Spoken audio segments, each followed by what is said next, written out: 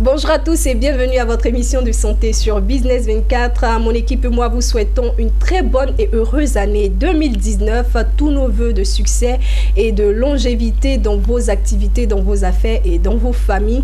Et aujourd'hui, pour cette émission, pour ce premier de l'année 2019, je reçois sur mon plateau deux spécialistes de santé. Et aujourd'hui, nous avons décidé de parler de deux questions très importantes. Il s'agit de l'anesthésie et des fibromes utérins. À tout de suite.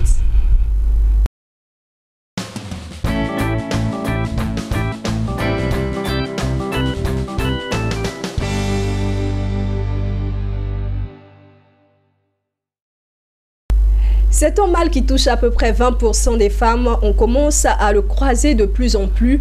Et aujourd'hui, nous parlons, vous l'avez deviné, de fibromes utérins. Et pour en parler, j'ai sur mon plateau docteur Agnisson. Il est gynécologue obstétricien. Avec lui, nous parlerons des fibromes utérins. Bonjour, docteur. Bonjour, Irène. Comment vous allez? Je vais bien, merci. Merci d'avoir répondu à notre invitation. Alors, je l'ai dit dès l'entame de cette émission en introduction que nous parlerons aujourd'hui aussi de l'anesthésie, qu'est-ce que c'est et d'autres questions que nous aurons l'occasion de poser pour vous à notre spécialiste qui est le docteur Siméon Kwame. Il est urgentiste, réanimateur et anesthésiste. Bonjour docteur. Bonjour Miss Baye. Bonne heureuse année aussi. Merci, à vous de même. Alors nous abordons maintenant, nous entrons dans le vif du sujet avec la première question. Il s'agit des fibromes utérins et c'est avec le docteur Agnisson, le deuxième prénom, je l'ai oublié. Kimou. Agnisson Kimou. Docteur, je voudrais qu'on définisse déjà ce que c'est que les fibromes. C'est quoi un fibrome utérin? Merci Irène. Effectivement, un fibrome utérin, c'est une tumeur bénigne, donc non cancéreuse, composée de tissus fibreux et de tissus musculaires lisses qui se développent aux dépens de l'utérus. L'utérus même, c'est quoi? L'utérus, c'est un organe très important au niveau de l'appareil génital féminin. C'est la matrice, c'est là où la conception se passe. C'est là où se développe l'enfant et après l'accouchement. Vous dites que le fibrome est non cancéreux, c'est ça? C'est ça. Est-ce qu'il est pour autant moins dangereux? Oui, le fibrome en général, comme on l'avait dit, c'est une tumeur bénigne. A priori, il n'est pas dangereux. C'est quand la prise en charge n'a pas été faite ou la maladie a été négligée qu'elle peut évoluer vers les complications. À ce moment-là, le fibrome devient dangereux. Ok, on parlera des complications un peu plus tard, des conséquences. Mais là, je voudrais savoir, docteur, on distingue trois types de fibromes. Je voudrais qu'on en parle. Il y a quel type de fibrome et comment ça se manifeste? Ok, en fait, la classification du fibrome, c'est par rapport à sa localisation sur l'utérus. Voilà. L'utérus, vous voyez l'utérus comme, je vais donner une image, comme un avocat. Vous voyez, il y a la partie rétrécie, le fruit avocat. Voilà. Si vous avez cette image en tête, vous verrez comment est la forme de l'utérus. Alors donc, la classification dont vous parlez, le fibrome peut se développer juste au-dessus de la peau, c'est-à-dire la matrice qui recouvre l'utérus, qu'on appelle, c'est un péritoine, le péritoine viscéral, qu'on appelle la séreuse. Donc le fibrome peut se développer juste en dessous de cette séreuse. On parlera donc de fibrome sous-séreux. Le fibrome peut se développer dans le mur de l'utérus, dans la matrice même.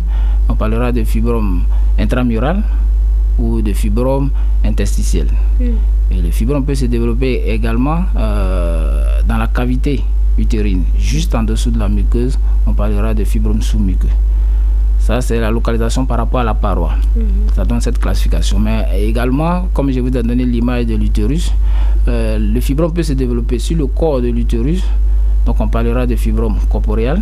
Peut se développer au niveau de l'isthme entre le col et le corps. Ce sera le fibrome isthmique. Et puis, le fibrome cervical, en général, c'est un peu rare. Ça dit qu'il se développe au dépend du col utérin. Qu'est-ce qui est le plus dangereux de tout ce que vous avez cité là? Plus dangereux en termes, en général, la complication la plus importante qui craint, c'est l'hémorragie. Donc on dira que la localisation la plus dangereuse, c'est dans la cavité utérine, le fibrome endocavitaire. Vous avez pris, nous ne sommes pas forcément médecins, tous nos téléspectateurs qui nous suivent ne sont pas forcément médecins, spécialistes de santé. Vous avez pris l'image tout à l'heure de l'avocat.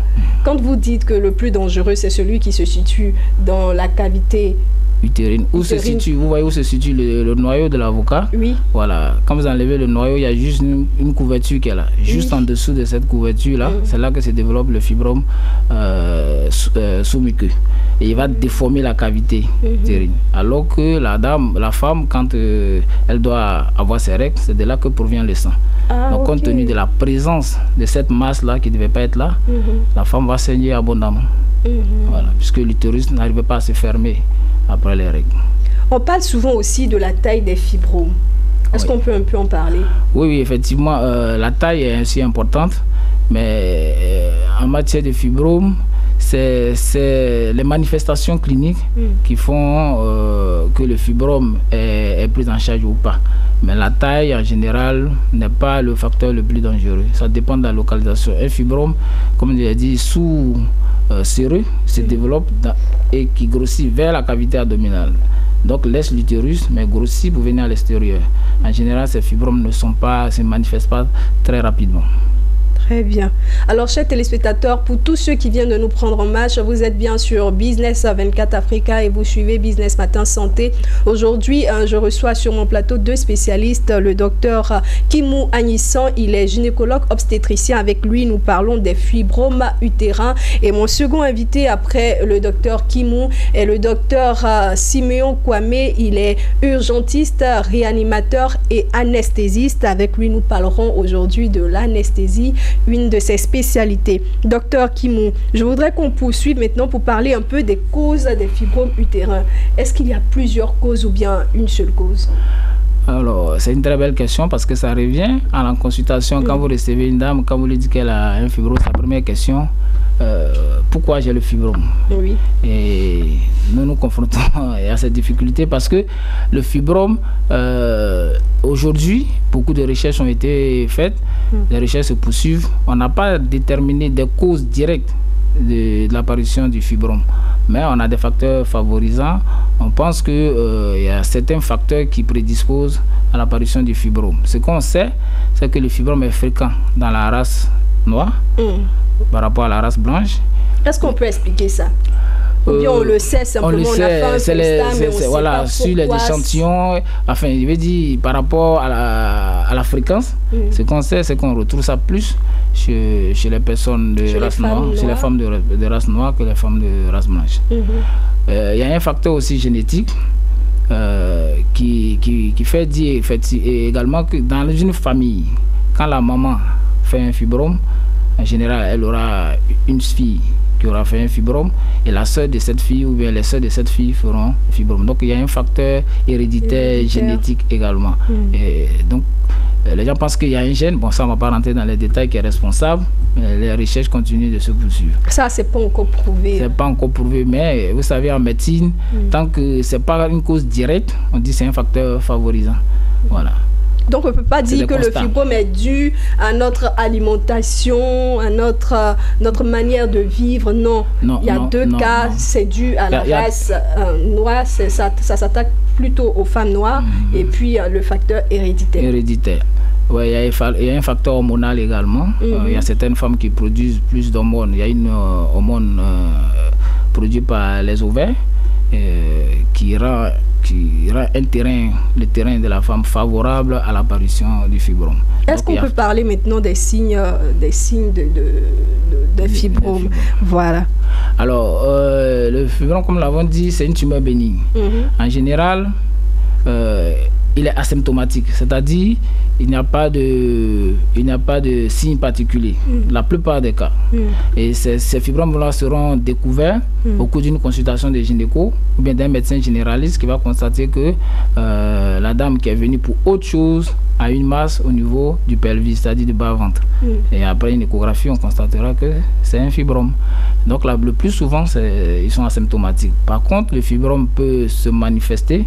En général, la manifestation la plus fréquente, c'est les règles hémorragiques. C'est-à-dire que la femme va saigner abondamment, habituellement, dans la durée, dans la quantité, Et il va avoir l'apparition des caillots de sang pendant les règles, alors que c'est des signes qu'elle n'avait pas avant. Très bien, docteur. Là, nous sommes pratiquement à la fin de le temps qui nous est imparti pour cet échange et on n'a pas fini d'épuiser les questions. Je vous propose, si vous voulez, pour le bonheur de nos téléspectateurs, qu'on continue la semaine prochaine. Ok, sans problème. Je pense que c'est un sujet... Je l'ai piégé. Là, devant vous, il dit oui. Donc, si la semaine prochaine, vous ne le voyez pas... Ah, ok. Non, nous serons là. Voilà. C'est un sujet très important et je pense que c'est une occasion. On va pas faire la va-vite entre griffes. Donc, on va prendre notre temps. La semaine prochaine, on va achever ce sujet-là. On s'est arrêté sur les signes symptomatiques, c'est ça? Voilà, c'est ça. Voilà. Donc, là, nous étions avec les signes, on n'a même pas achevé les signes. Voilà. Donc, la semaine prochaine, on va faire un bref récap et puis on continue avec les signes et les autres questions que certainement vous vous posez. On revient juste après cette coup de pause avec notre second invité qui est le docteur Siméon Kwame. À tout de suite.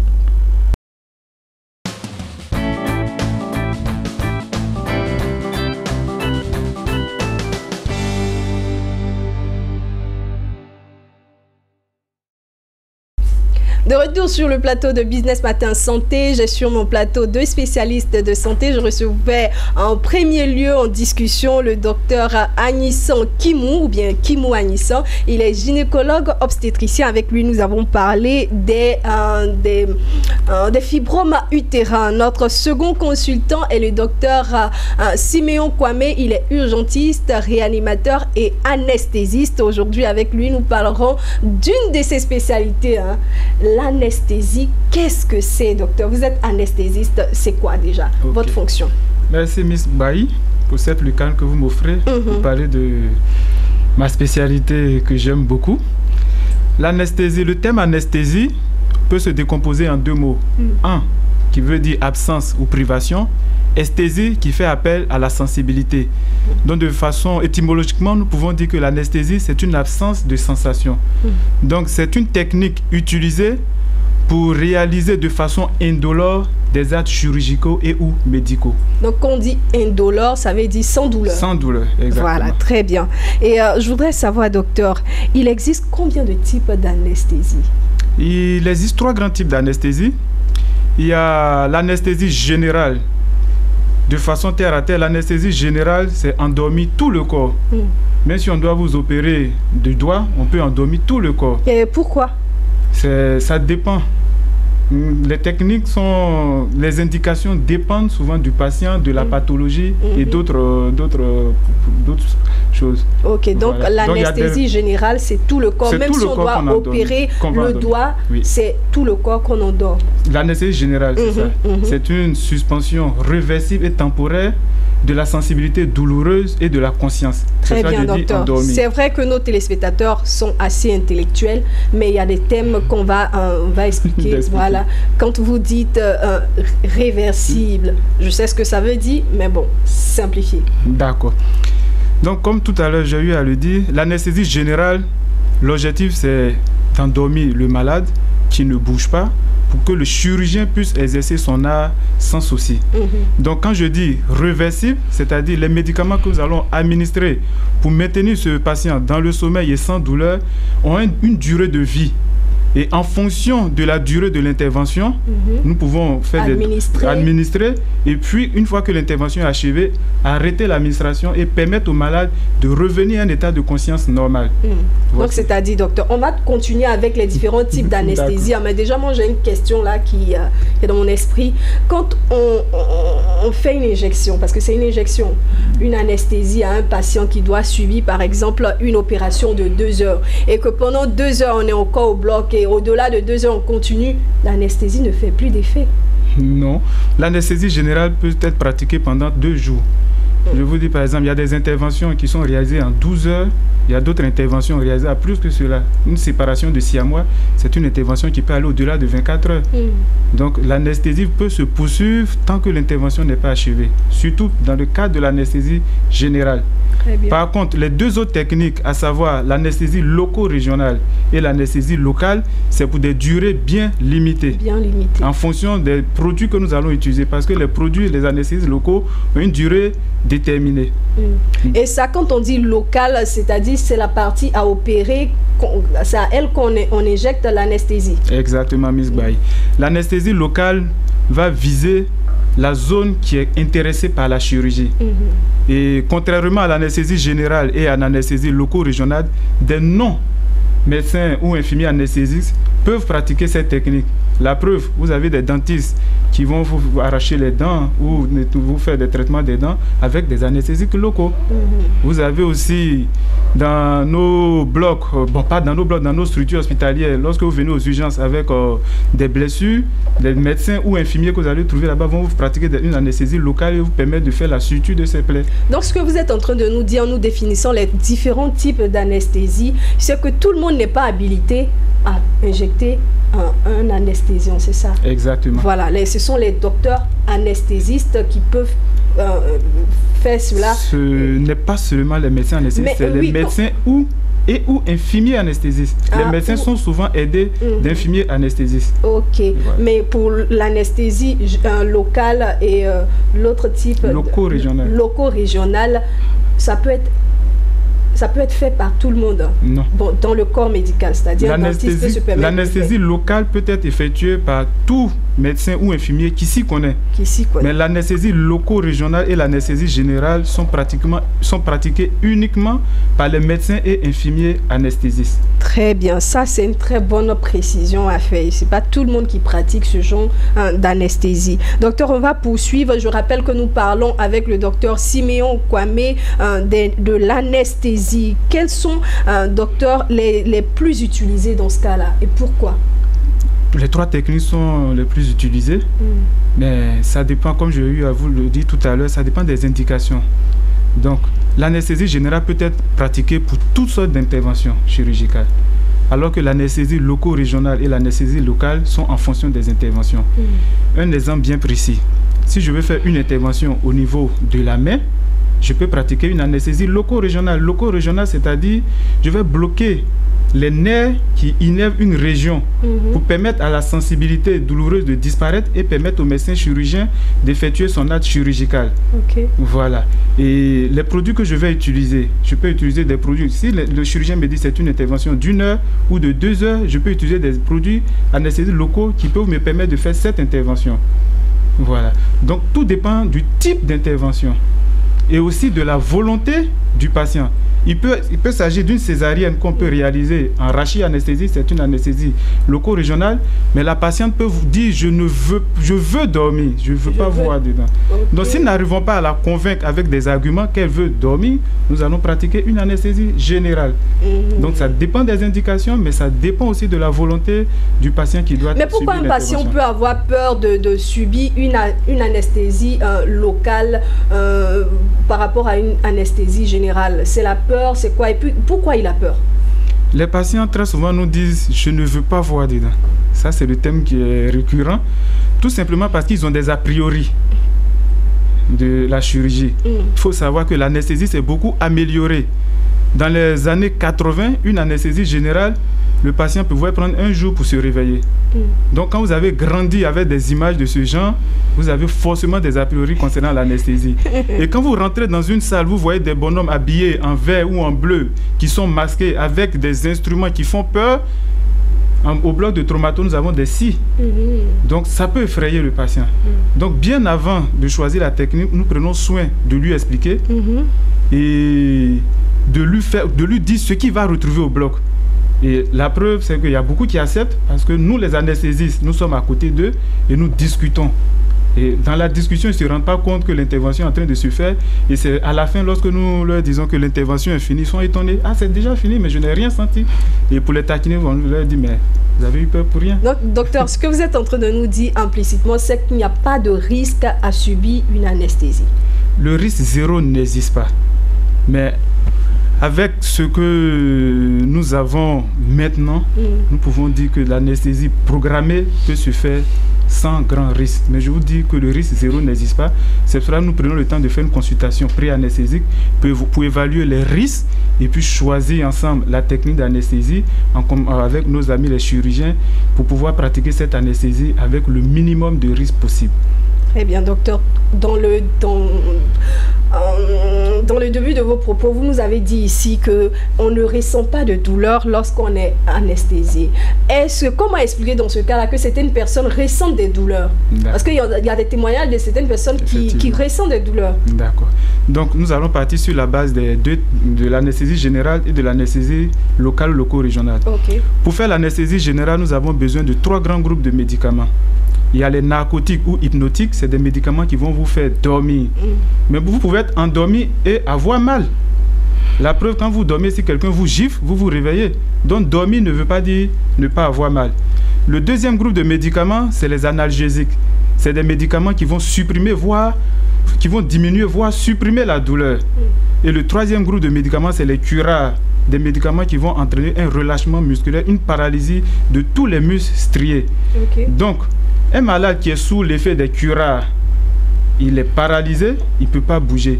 Mais si la dose d'analgésique, d'antidouleur qu'il reçoit n'est pas suffisante, c'est un malade qui va ressentir la douleur quand bien même qu'il ne peut pas bouger. Mais pourquoi vous n'expliquez pas tout ça à vos patients? Normalement, ça ne doit pas se faire. Une bonne anesthésie, le malade doit être endormi correctement. Et pouvoir choisir aussi le type de substance qu'il veut qu'on lui injecte. Si cela arrive, c'est une erreur. Parce qu'il peut pas, c'est pas possible qu'on ait un malade qui est seulement sous l'effet de curare et qui ne bénéficie pas d'antidouleur. Okay. Donc, si cela arrive, les cas où c'est arrivé, en tout cas en termes d'anesthésie générale, on peut considérer comme des erreurs. Dans le cas de l'anesthésie loco-régionale, en fonction de la durée de l'anesthésie locale, si c'est un médicament qui a un effet de 1h30, alors après 1h30, le malade va commencer à avoir des douleurs quand bien même l'intervention n'est pas finie. Et nous pouvons reconvertir en anesthésie générale. Très bien. Docteur, vraiment, on pourrait rester ici des heures à vous écouter, hein, mais on va mettre fin à cet échange. Je voudrais déjà, pour cette fin-là, que vous nous donniez un dernier mot, enlever toutes les appréhensions, toutes les idées erronées que nos téléspectateurs peuvent se faire, et même que moi, je peux me faire, concernant l'anesthésie. Ce qu'il faut savoir en termes d'anesthésie, il faut dire que c'est une spécialité récente qui a révolutionné la chirurgie. C'est l'anesthésie qui nous permet d'avoir des chirurgies de qualité. En ce sens que l'anesthésiste est considéré comme un pilote. Avant, pour qu'il y ait une anesthésie, la première phase, c'est la consultation pré-anesthésie. C'est au cours de cette consultation que nous allons avoir le premier contact avec notre patient.